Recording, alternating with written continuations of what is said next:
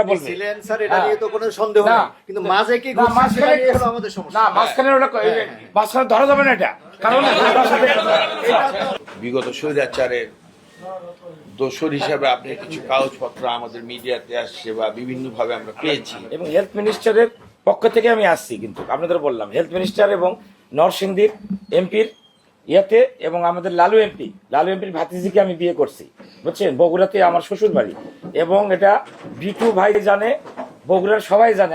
আমি উড়িয়ে এসে জুড়ে আসা লোক নয় এখানে, আমি ইয়ের থেকে আসছি। ঠিক আছে, হ্যাঁ স্যার, এবং সুন্দরভাবে এখানে কাজ করতেছি। কিন্তু আগের যে দুর্নীতি চক্র ছিল, এটা যদি আমি বাই চ্যালেঞ্জ করতেছি, আমি যদি দুর্নীতি পান আমাকে, আমি নিজ হাতে আমি নিজের জুতো পিটা করে চলে যাবো, এখন যে বুঝছেন।